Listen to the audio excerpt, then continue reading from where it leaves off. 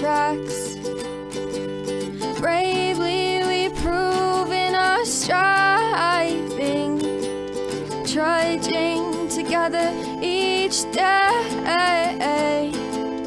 Where there's a will, there's a way.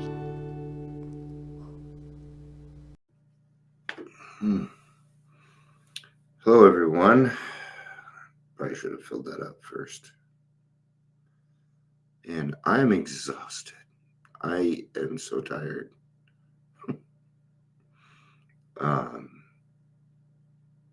Yeah, it's already been a long day, and I've already hit my meeting. I'm probably gonna go take a nap after this, but tomorrow I will not be as available.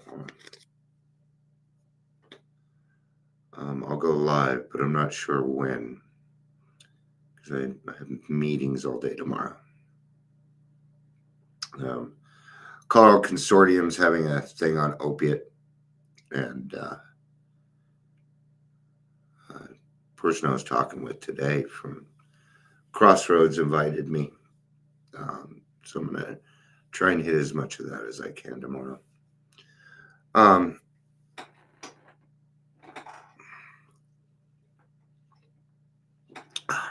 That was that. That was the end of that soda. So, we're going to be talking about one alcoholic helping another alcoholic. Is my belief that most sobriety starts with one alcoholic helping another. Now, sometimes we may just be planting a seed. Sometimes they don't come back. Sometimes they're here for a little while. You think they're doing well. They disappear on you. Okay. This week I've had 2 sponsees no call, no show on me. And that's kind of how it works, you know. So now I have an open spot. I was at 4, and I don't really like having more than 3. So I'm only going to be taking 1 more on. Unless one of those 2 reaches out and says, hey, I need to talk to you. Okay. But once I've gotten started with you and we've set a time, I'm not going to chase you. I'm too old to be chasing people around. Okay. So let's do the introductions. I like the introductions because it's all Halloween-y. Welcome to the Daily Trudge. I am Dion. I'm looking for a person my age to sponsor. Good luck. Please say hello. You'll find them. You will find them. So we are actually going to be reading on the 12 by 12. We're going to be reading on Tradition 5. And I want to cover this. Now, I am all for people with other addictions being in my AA meetings. That doesn't bother me. Okay. But when it comes down to it,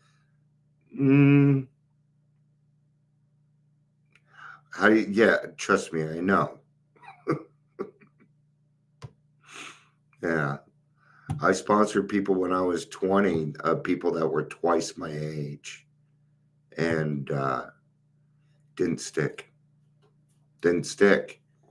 I don't know what it was, but I find that recovery is for everybody, and I feel like AA is kind of the one that set the standard, so therefore we should continue setting the standard. Okay. Number 1, alcoholics and addicts are different. In one sense. We're born alcoholics. Hey, Ingrid, good to see you. I don't think anybody was here when I started. I'm very, very tired. So if I zone out, I mean, I'm not tired. I'm exhausted. My brain just doesn't want to do anything. I was trying to write flyers for the new club, and I couldn't come up with anything. Could I Right. Right. So not everybody gets to be an alcoholic, man. You're either born an alcoholic or you're not an alcoholic. And some people aren't going to agree with me on that. And I really don't care. I know I'm right. So, but that's about the only difference that I see. Um, Granted, drug users tend to end up in worse sorted places than we do, like trap houses and God, dude, enough. All right, so let's get to it. Stop it.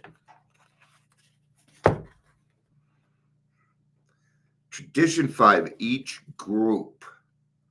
I'll help it last. Each group has but one primary purpose: to carry its message to the alcoholic that still suffers. Okay.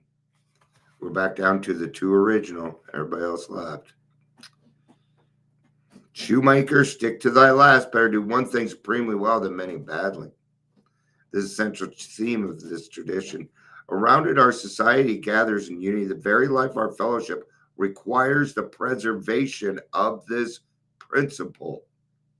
Okay. Now, I am certainly willing to help other people, but I cannot sponsor them. Drug addicts go through different things. They have a different verbiage. I can't quite connect. I will try. Now, if I can get them hooked with recovery, then yeah, we're gonna stand a better chance. But I tell you now, another drug addict would be much better at talking to this person than I would. Okay. And that's what we need to kind of come to agreement on. I'm sorry, but my alcoholics have got to come first. Okay. So when it says to carry its message to the alcoholic who still suffers, the alcoholic that still suffers is not found in AA rooms. No. The alcoholic who is still suffering, they're not in AA rooms. Okay. What does that mean? That means you need to go to meetings at treatment centers, jails, detoxes. Okay. Go do some service work. Put together 50 bologna sandwiches. Yeah, you can do that for, I don't know. I haven't been shopping in a long time, so I couldn't tell you.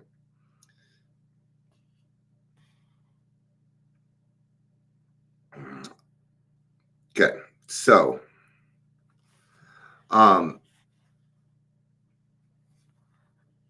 yeah, absolutely.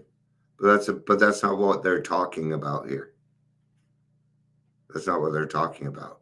They're talking about the fact that we need to go out. Okay. In fact, I'm going to read a story here. I'm skipping over the cancer stuff because I'm tired of reading it.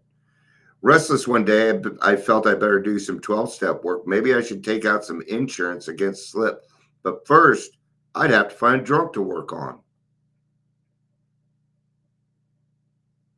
So I hopped the subway to the town's hospital where I asked Dr. Silkworth if he had a prospect. Nothing too promising, the little doc said. There's just one chap on the third floor, might be a possibility, but he's an awfully tough Irishman. Never seen a man so obstinate. Yeah. Oh.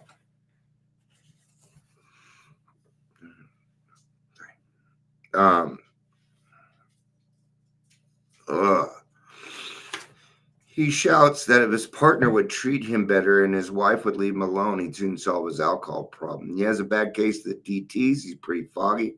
He's very suspicious of everyone. Doesn't sound too good, does it?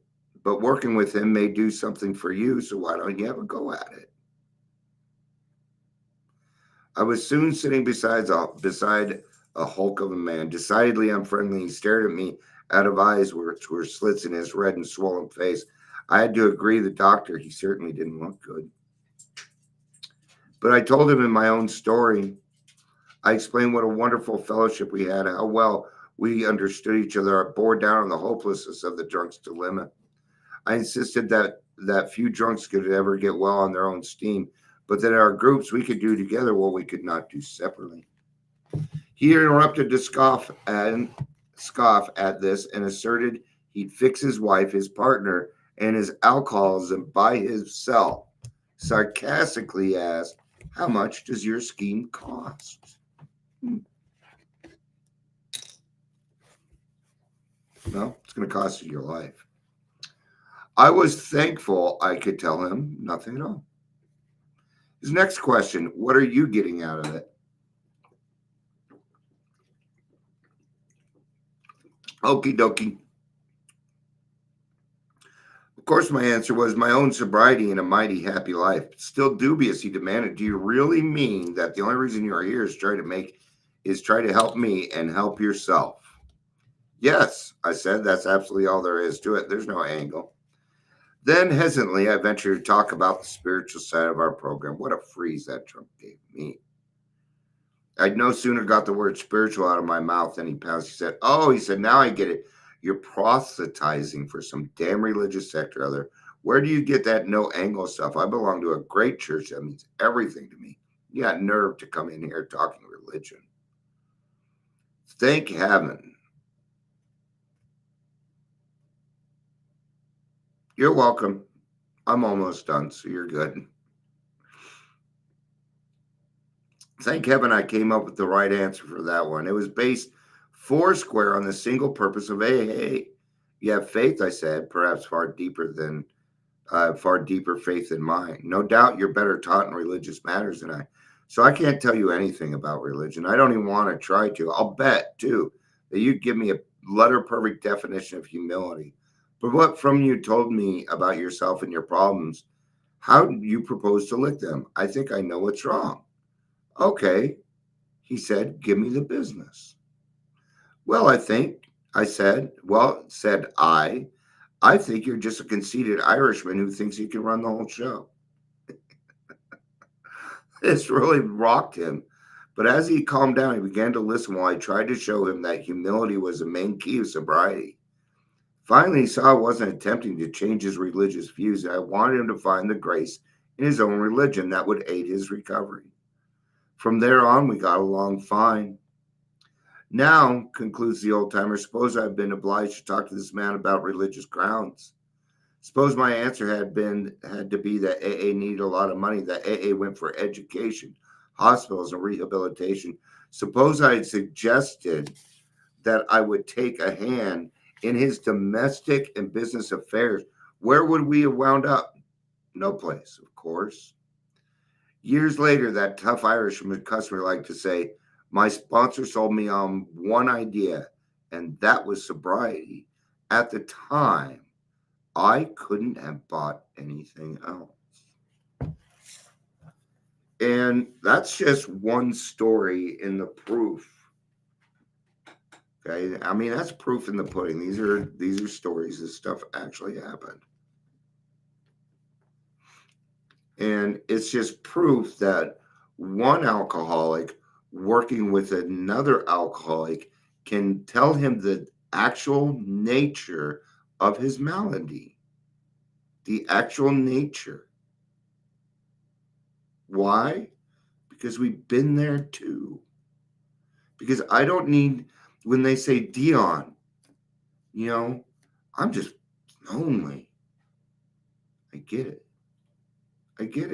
They don't have to explain it to me. What a relief, huh? See, everybody else that comes up to us wants something. Okay? Even if that's happiness, even if it's change, they just want something. They want something from us. And for some reason, we can't go through with that. I mean, a lot of times, heck, even death doesn't scare us. We might have to use some of those family members. Well, if you died, what would happen to your son? What would happen to your daughter? What would happen to your mom? You don't want to do that to them, do you? Why? Because you'll find that most alcoholics usually have a pretty big heart. And when it comes down to it, we don't want to hurt those people. We don't. So, you're embarking on the hardest thing that you're ever going to do in your life. So you need to give yourself a little bit of leeway. All right. Love you. I'm out of here, so love you. Peace out and have a day. Bye-bye.